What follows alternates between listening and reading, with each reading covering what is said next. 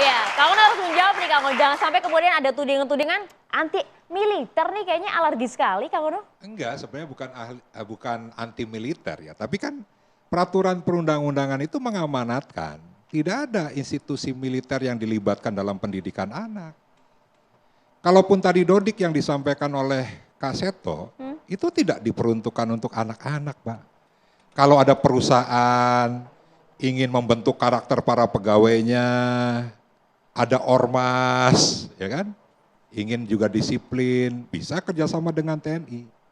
Nah tapi dengan institusi pendidikan, saya rasa belum ada. Bukannya teruji dan terukur. Contoh ada SMA Nusantara didikan ala militer gitu, Nah, contoh nyata. saya lebih setuju, tadi pendidikan khusus itu kan gini, pendidikan khusus selain sekolah luar biasa, SMA luar biasa, SMK luar biasa, ada sekolah khusus dengan penyelenggaraan yang inklusif, SMK, SMA, seperti SMA Taruna Nusantara. Dan di Cimahi itu ada. Di Magelang ada. Jadi saya lebih menginginkan Provinsi Jawa Barat itu membangun sekolah khusus seperti itu. Pak Iskandar langsung ditanggapi. Ya kan seperti itu sangat pas. Baik. Taruhlah bisa dibilang semi militer. Oke, disesuaikan dengan kebutuhan anak-anak saat ini. Tapi tidak di markas TNI. Itu dia, dididik di markas TNI bukan seperti itu Pak Iskandar. Saya terima kasih ya. Jadi sebelum saya menjawab apa yang di debat tadi, itu oke-oke aja kok di debat di situ, nggak ada masalah. Setuju nggak setuju boleh. Namun di sini saya garis bawahi, kita harus berbicara statistik, kita harus berbicara data dan fakta. Itu kita baru diskusi berantem juga boleh gitu loh. Jadi yang pertama. Jangan berantem Pak. Jadi yang pertama begini, menurut survei dari UNICEF. Ini saya ulangi lagi, saya udah pernah bicara di mana-mana. UNICEF 2016, 50% dari remaja Indonesia, 25% dari remaja Indonesia, jumlah penduduk kita 280 juta. Oke, 25%-nya adalah 70 juta. 50%-nya adalah 35 juta. Saya hormat sama remaja semua di Indonesia, bukan semua, tapi hanya 50%, artinya 35 juta nakal semuanya. Oke, itu dari UNICEF. Dari BPS sendiri 2020 mengatakan sama dengan UNICEF juga. Artinya ada apa di sini? Kita mempunyai goal 2045 tahun emas. Kita harus lebih hebat di Asia Tenggara, kita harus lebih hebat dari di Asia, kalau perlu di dunia, kalau perlu. Tapi ya jangan dulu lah, Asia Tenggara saja. Nah, di sini saya sampaikan. Tentunya tadi ada beberapa tanggapan, misalnya dibilang undang-undangnya tidak ada.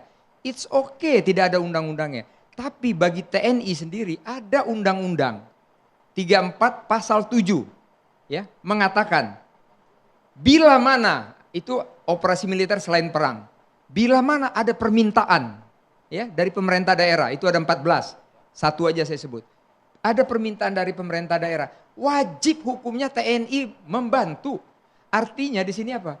Bukan kita yang mau. Oke? Tolong saya luruskan di sini. Ini senior-senior saya ataupun tadi adik saya lihat semua. Ini saya luruskan semuanya ya. Tidak kita meminta. Namun di sini saya yakin, saya percaya Kang DM ini situasi dia mungkin baca seperti UNICEF dan juga BPS 2020 dan data dan fakta kejadian.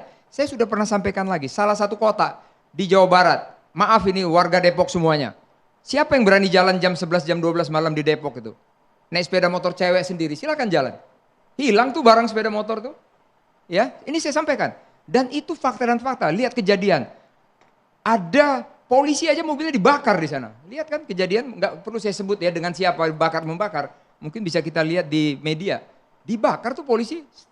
Ya, memang itu bukan oleh remaja, tapi oleh yang lain. Oke. Tapi ini kan sebagai contoh.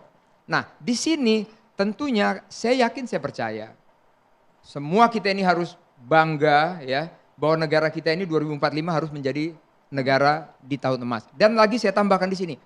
Di sini bukan pendidikan yang berat. Aku dulu pelaku.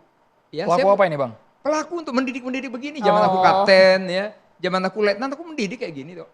Mendidik Bang ya, bukan pelaku yang nakal kan Bang ya? Bukan. Jadi begini, ini adalah pendidikan karakter. Ini memang kadang-kadang ada slip of the tongue ya. Dibilang wajib militer, dibilang begini. Enggak, ini adalah pendidikan karakter yang mana? Saya sudah baca semua. Saya berbicara dengan Kepala Dinas Penerangan Angkatan Darat ya.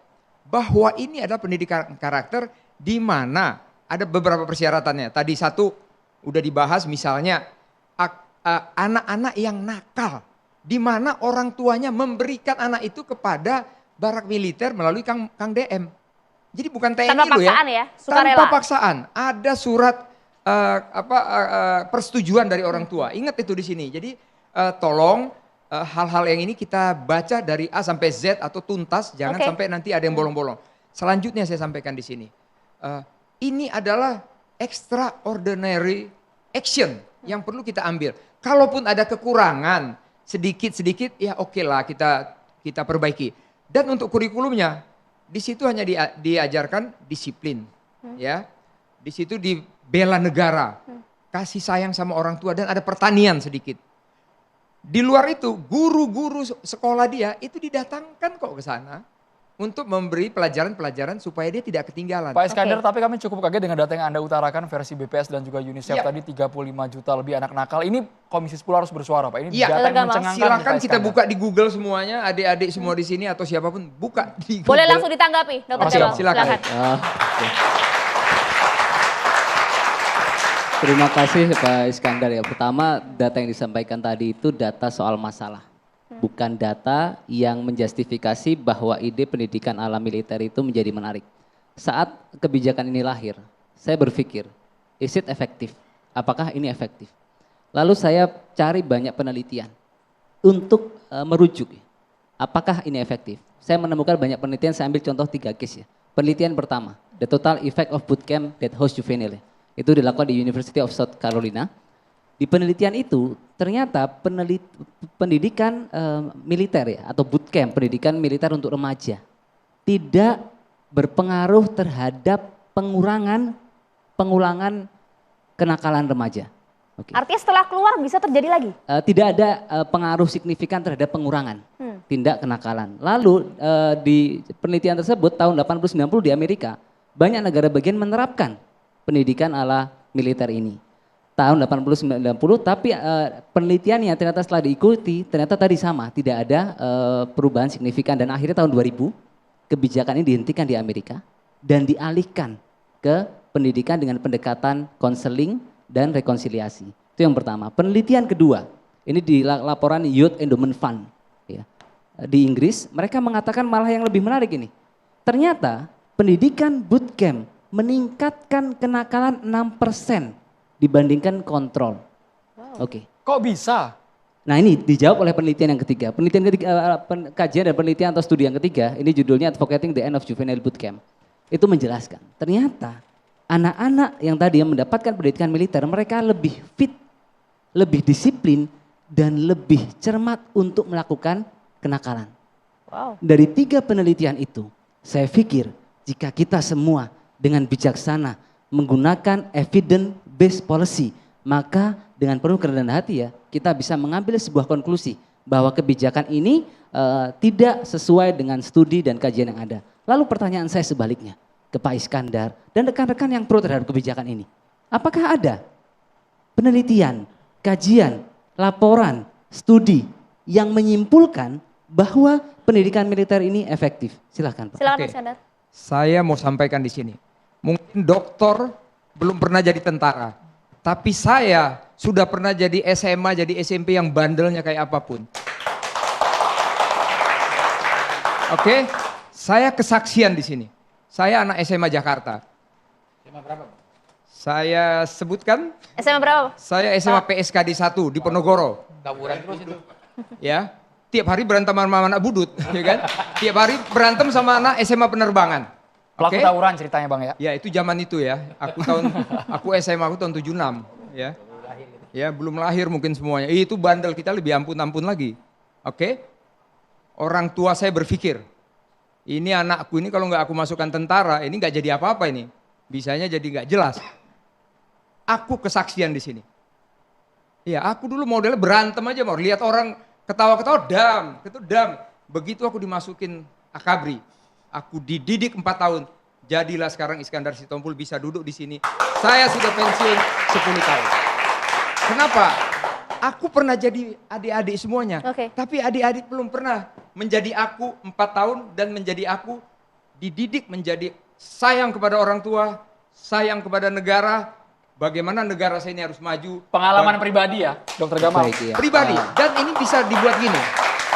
Boleh Memang- ditanggapi dulu, silakan Oke. Dr. Gamal. Baik, Ntar ngeri kena dam, iya. dam tadi bahasa Pak Iskandar. Iya, kan? saya pikir itu dua hal yang berbeda. Tentu kami meyakini pendidikan di Akmil ya, lalu Akabri dan sebagainya positif. Tapi konteks kita hari ini itu adalah penerapan pendidikan ala militer untuk remaja. Dengan waktu singkat ya. Ya, itu yang pertama. Lalu sekarang saya ingin masuk ke konteks kedua ya. Tentu belum ada jawaban soal efektivitas ini. Ya, sehingga saya boleh menyimpulkan dan dari yang saya pelajari pun belum ada bukti kuat pendekatan ini militer efektif untuk menghentikan atau mengurangi kenakalan. Lalu kedua, saya lihat pendidikan militeristik ini untuk anak itu tidak sesuai dengan prinsip pendidikan modern. Yang pendekatannya itu pendekatan psikologis dan pembinaan karakter yang positif. Lalu ketiga, saya lihat kebijakan ini kurang fokus pada akar masalah. Artinya begini, tadi anak nakal itu tidak lahir nakal. Anak disebut nakal itu berespon terhadap lingkungan. Bisa karena keluarga, broken home ya mungkin, atau masalah di keluarga. Bisa karena lingkungan pergaulan ya, atau bisa juga trauma masa kecil yang berpengaruh pada psikososial. Sehingga apakah pendidikan ala militer ini menyelesaikan akar masalah ya? Saya pikir tidak fokus pada aspek tersebut. Lalu keempat, saya pikir potensi stigmatisasi dan diskriminasi. Jadi anak-anak yang sudah masuk bootcamp, mereka dilabeli nakal, itu memberikan beban. Bayangkan anak-anak Bapak Ibu semua, dijemput oleh militer misalkan ke barak ya, atau diantarkan oleh orang tua ke sana.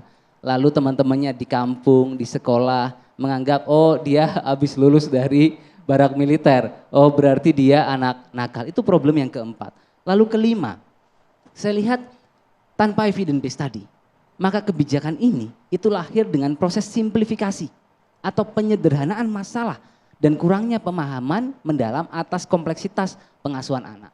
Lalu banyak yang bilang soal hak asasi misalkan, ya tentu kita bisa berdiskusi banyak, tapi memang potensi disebutnya ya, potensi pelanggaran hak anak mungkin terjadi karena di konvensi hak anak ya, Convention on Right of the Child ya, itu salah satu poinnya di pasal 5 dan 9 itu menyatakan bagaimana menekankan pentingnya lingkungan keluarga bagi perkembangan anak. Termasuk anak pun saya pikir mereka punya hak loh untuk memilih kan, apakah saya mau mendapatkan pendidikan ala militer atau saya ingin berdidik di sekolah. Lalu yang menarik ini, untuk membandingkan saya pikir tentu Kak Seto sudah ke sana. Tapi di sisi lain mungkin Pak Iskandar juga sudah ya ke sana. Saya bukan di sana, saya pernah ngajar Oke. di Rindam itu saya pernah ngajar baik, gitu loh. iya. Jadi saya tahu semuanya Oke, gitu. ya. Baik. Mungkin tapi mungkin dalam konteks yang berbeda ya dengan sekarang untuk remaja ya. Tapi menarik, waktu pengawasan KPAI ke sana, ada yang mereka begini, ada yang mengatakan tidak betah. Ini dari pengawasan KPAI ya. Lalu ingin tetap belajar di sekolah. Ini kalimat anak-anak yang mendapatkan. Ada juga kalimat bahkan ada yang mencoba keluar dari depo pendidikan dengan alasan ingin membeli makanan ringan. Ada lalu statement pengawas ya. Ini mengatakan juga anak-anak tampak lelah. Lalu sehingga saat ada materi ada yang mengantuk. Tidak fokus dan berbicara antar teman. Jadi dengan data dan fakta itu, maka tanpa mengurangi rasa hormat ya ke Pak Iskandar dan Kak Seto, saya termasuk orang yang tidak sepakat dengan kebijakan ini dan saya sepakat dengan teman-teman Komnas HAM, Aliansi Penghapusan Kekerasan Terhadap Anak, ya, Institute for Criminal Justice Reform ataupun Ma'arif Institute ya, yang tentu memiliki ya pandangan mendalam soal Dokter ini. Gamal, Ibu Oke. Sofia bisa nanya langsung mungkin? Silakan. Boleh dengan senang Ya. hati Bu Sofi. Apa Silakan. karena pendidikan ala militer itu di negara lain itu tidak bisa menjadi patokan anak jadi berubah sehingga Indonesia tuh kayaknya dengan anak yang tawuran apa kok anteng-anteng aja? Apa karena program di negara lain aja kagak ada perubahan nih buat anak yang maaf yang nakal. Oke. Jadinya ya udah ngapain juga kita terapin, ya udah biarin aja. Oke. Harusnya kan kalau dengan seperti itu aja tidak ada perubahan di anak-anak muda ini, harusnya kan perhatian dari negara itu lebih dong Pak. Baik. Baik, Harus lebih terima dong. kasih pertanyaannya Ibu. Nah, Saya iya. sepakat. Kita tidak boleh utopis. Hidup suara rakyat. Tepuk tangan. Oke. Saya sepakat Bukannya ini ya, bahwa maaf kita ya. tidak Karena kan boleh. kata Bapak kan di negara lain itu kan katanya di Amerika dihentikan karena tidak ada perubahan yang signifikan. Iya. Justru anaknya lebih cenderung ke Meningkatkan kejahatan itu kenakalan lebih 6%. inilah anggaplah lebih lihai jahat. lah kalau kayak orang Bekasi mah ya Pak. Lihai. Apa karena di sana itu Iya. tidak ada hasilnya. Jadi Oke. di Indonesia itu ya udah dibiarin aja gitu loh Oke. Pak. Oke, Dijawab dulu good. ya. Saya jawab. Terima kasih Ibu pertanyaannya. Saya sepakat, kita tidak boleh utopis. Ya, kita memberikan kritik, kita juga harus menawarkan sebuah solusi. Solusi apa yang saya tawarkan? Pertama, solusinya bukan barak militer. Menurut saya, solusinya adalah ekosistem dukungan. Supportive ekosistem. Itu dibangun atas apa? 4 hal. 1, sistem pendidikan yang memulihkan. Restorative education. Lalu kedua, dukungan psikologis berbasis komunitas. Lalu ketiga, fasilitas konseling yang diperbanyak. Kemarin saya apresiasi Kemendikbudrismen meningkatkan pelatihan untuk guru BK. Dan yang keempat, pendekatan yang memulihkan relasi anak dengan keluarga, dengan teman, dengan masyarakat. Itu solusi jangka panjang dan pendek. Lalu kedua, solusi jangka panjang yang bisa dilakukan, saya pikir adalah memperkuat sistem dukungan psikososial kita.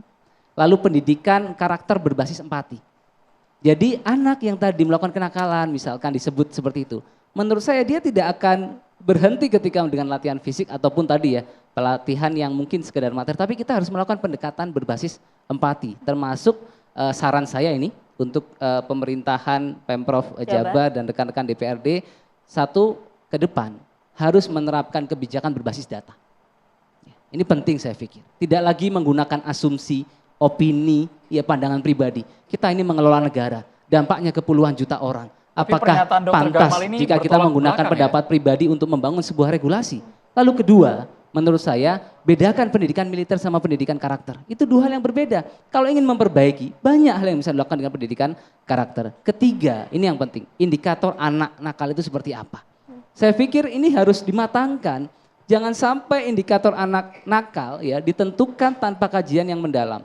Termasuk cegah stigma anak nakal ya, itu memberikan beban Dokter yang Gamal, berat untuk tapi mereka. dengan pemilihan diksi dihentikan. Terakhir satu poin Terakhir. ya. Bicara dengan berbagai stakeholder. Setiap mau mengambil kebijakan, undang tadi teman-teman PGRI, Perhimpunan Pendidikan dan Guru, mereka sudah DPRD. berpengalaman, mereka pakar-pakar pendidikan, mereka sudah belajar puluhan tahun, fokus di bidang pendidikan. Pendapat mereka itu penuh dengan knowledge ya, analytical thinking yang mendalam dan pre-existing knowledge yang memadai. Demikian, terima kasih. Dokter Gamal ingin dihentikan ya Maria. Padahal di luar sana yang kami dengar ya, yang kami potret ribuan orang mengantri dengan kuota 2.000, anggaran 6 miliar rupiah. Antara fakta dan juga pernyataan Dokter Gamal cukup bertolak belakang. Sesaat lagi dok. Ditahan dulu. Kita harus jeda hanya di Catatan Demokrasi pemirsa.